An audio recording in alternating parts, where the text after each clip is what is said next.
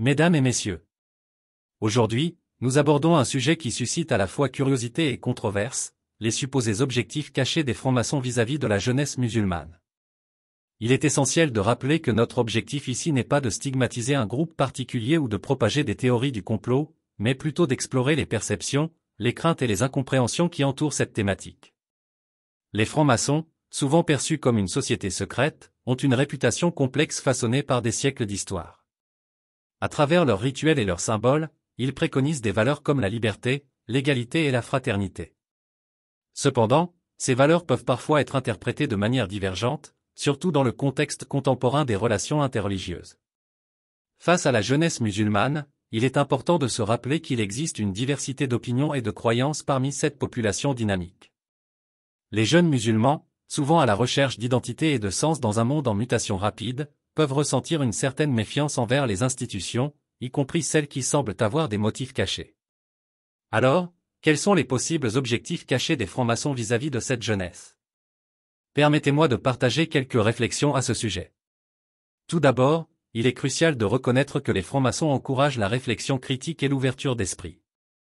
Dans cet esprit, certains pourraient voir un objectif d'influence sur la jeunesse musulmane comme un moyen de les inciter à adopter des valeurs de tolérance et de coexistence pacifique. Dans un monde de plus en plus polarisé, où les préjugés et la haine semblent gagner du terrain, favoriser le dialogue interreligieux pourrait être perçu comme un impératif moral. Cependant, il convient de se demander si cette démarche est réellement bienveillante ou si elle cache une volonté d'assimilation à une culture dominante. Ensuite, les francs-maçons sont souvent associés à l'idée de la laïcité et de la séparation de l'Église et de l'État. Dans ce contexte, certains pourraient voir un souci de marginaliser l'identité musulmane au sein de sociétés où la laïcité est trop souvent synonyme de rejet de la diversité religieuse. La crainte que la jeunesse musulmane soit encouragée à abandonner ses croyances pour s'intégrer dans un modèle laïque dominant peut créer un sentiment de méfiance envers toute initiative visant à promouvoir les valeurs de la franc-maçonnerie. Un autre aspect que nous ne pouvons ignorer est celui des théories du complot qui entourent les francs-maçons. Ces théories ont souvent été alimentées par des amalgames hâtifs et des discours de haine. Les jeunes musulmans peuvent ainsi voir les francs-maçons comme des manipulateurs insidieux, cherchant à déstabiliser les fondements de leur foi. Dans un monde marqué par la désinformation, il devient de plus en plus compliqué de naviguer entre vérité et mensonge. Cela engendre une suspicion qui nuit à la construction de ponts entre les différentes communautés. Enfin, considérez le rôle des réseaux sociaux dans la diffusion d'informations. C'est un double tranchant, d'une part, ils offrent un espace de libre expression pour la jeunesse musulmane, mais d'autre part, ils peuvent également être le terreau de théories du complot.